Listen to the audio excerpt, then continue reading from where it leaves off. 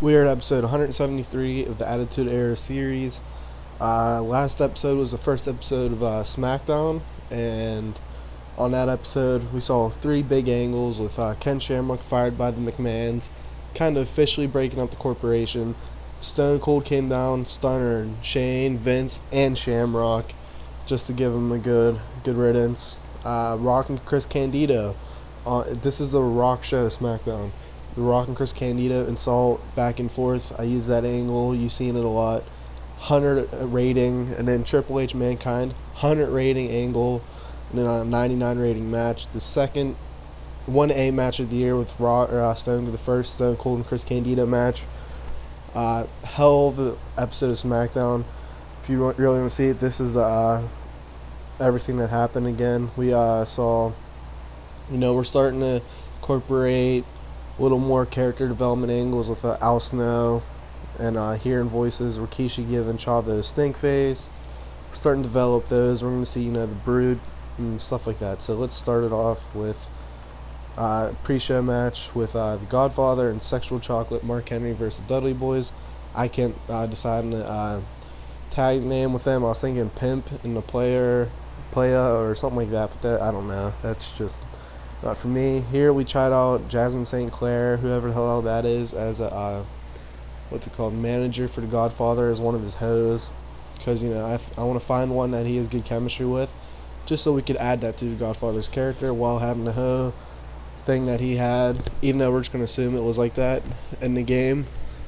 And it'd be nice to have that, just to have more females in the show, because if you guys noticed, past couple weeks we've been really getting hurt with a little problem with that. Alright, so following that was just a pre-show match, just to try out the women manager and to get these guys on the card. Following that, we have Mankind starts off the show, and he says, you know what? Okay, I was just reading, I'm sorry, because this is off. Mankind gives him the chance to join with Mankind as an ally. That's poor grammar. I didn't write that angle, I'll admit it. But here we have first segment of what would be the Rock and Saw connection with Mankind. The Rock isn't in the ring. I don't know why it said he's there, but he's not. Mankind starts off the show. He says, you know what, Rock, me and you should team together. We've seen that. Mankind spoke to the people, and the people want Mankind and The Rock, not as opponents, but as partners. That kind of angle. Now, we're going to show it with Mankind. Now, remember, Rock just turned heel, or turned face 3 months ago, after the corporation turned on him. So, he's still that egomaniac. This is, Mankind gives him that opportunity, shows lighthearted side of The Rock. And I figure that's a good way of character development as the babyface. Following that, we get another hype package of Chris Jericho. Once again, higher rating, because this one's based on entertainment. And just figured we'd try that out.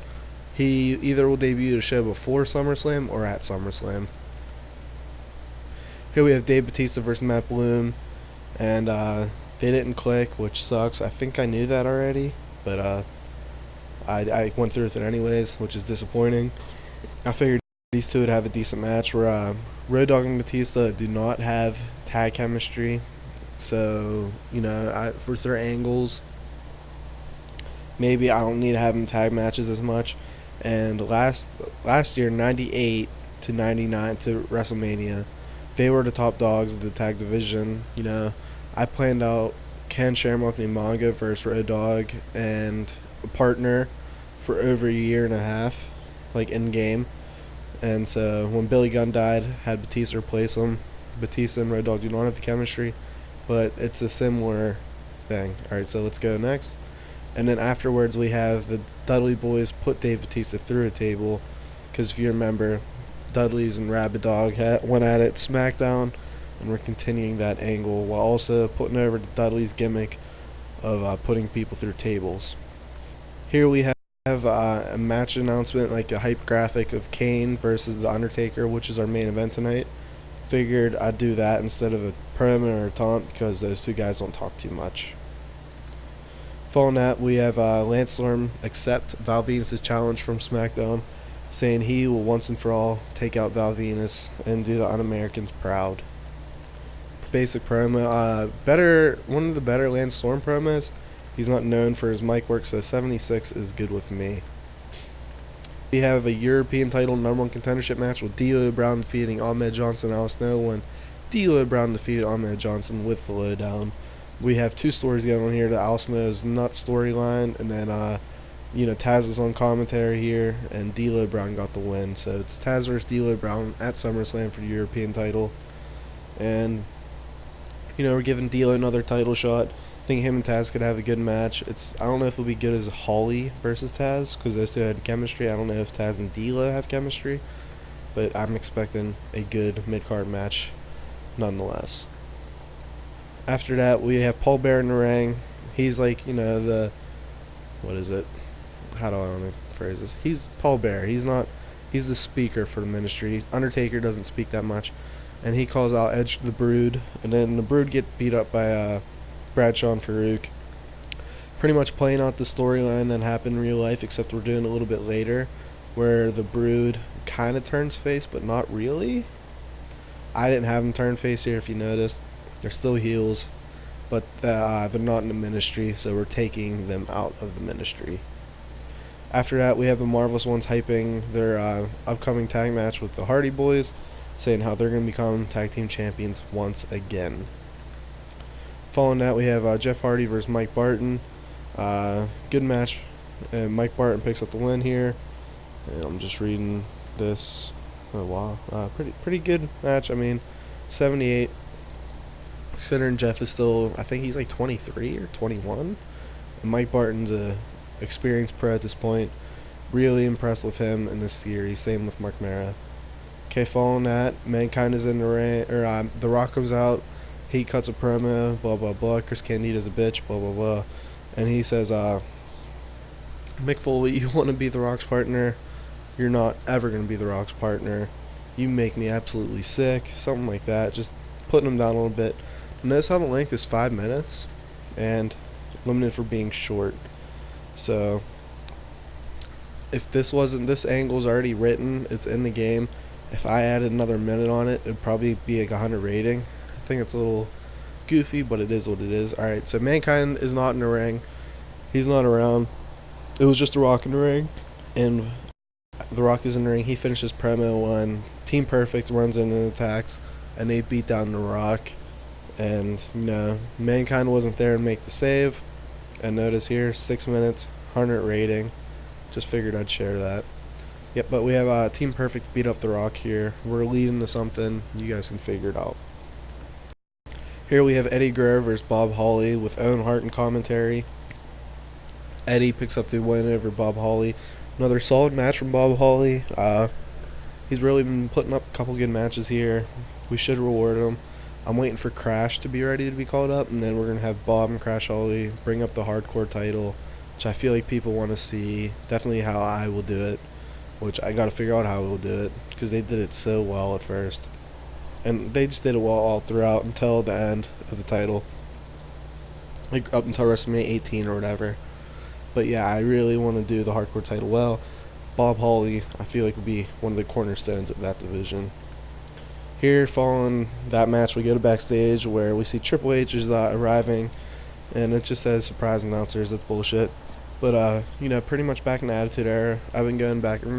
Just finished 2000 of WWF, so 2001. That's the next episode of Raw that I will watch. The first episode, 2001. I think is that New Year's? That's New Year's Day, actually. I think, or the second. But yeah, pretty much, I just finished that in 2000, which is a hell of a year for WWE, WWF at the time, where they put over guys arriving like Triple H, Vince McMahon, The Rock, Stone Cold, Rikishi, Undertaker, not Kane, but Kurt Angle, Stephanie. I figured we'll use that. Here we have Al Snow asking Terry Runnels on a date. If you remember, Goldust is engaged to Terry Runnels, so I just figured this would be something that I've been leading to. So I figured, why not use Al Snow here? Al Snow hits on Terry Runnels, asks her out, and she rejects, and then he starts talking ahead and like, the hell, why'd you tell me to ask her out? This is just fun little mid-card angle.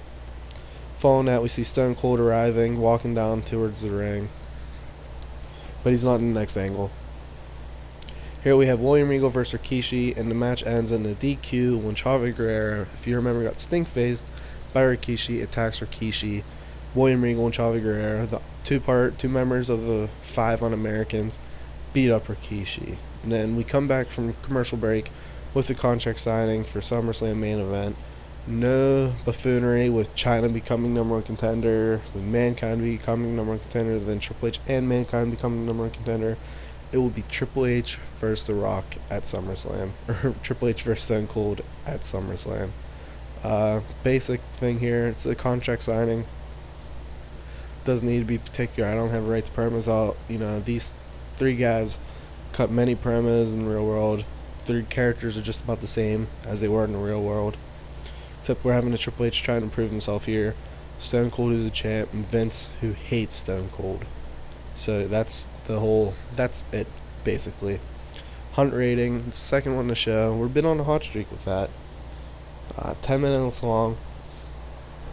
This one's a little bit longer, and the commentary wasn't that great, but when you have perfect rating, of course the commentary could be the worst part. So from there, we get into our matchup with Kane versus Undertaker. They have good chemistry. Ends in double DQ when the Ministry runs down, starts attacking Kane. Red Dog and Batista run down, start attacking the Ministry or something. We have that, and then the show ends with X-Pac coming out, making a save for Kane. He does that spinning heel kick that he does so well on Undertaker. Undertaker flips over the ropes, he leaves. A little bit holding his jaw. We're putting over X-Pac as the underdog here, but having him get some offense to Undertaker, saving Kane, to really show that unity of Kane and X-Pac, which was one of the greatest tag teams. No, not greatest. One of the most underrated tag teams of that era. Because around that time, it was 99. It was around this time in the game. You had Rock and Sock, Undertaker, Big Show, X-Pac, Kane, Edge, Christian, Hardys, Dudleys. I really want to do that. Well, not those exact teams, because I don't have Big Show. But I really want to have the importance of tag division on there. Except I don't want to have Rock and Undertaker become tag champs one Raw, and then SmackDown they lose it back to Edge and Christian, like they did in December of 2000. I just watched that. So that was the end of Raw. 93 rating. We're beating WCW 78-28. It's really been one-sided. Stuff I want to see improved upon is obviously the Edge and Christian versus the Ministry.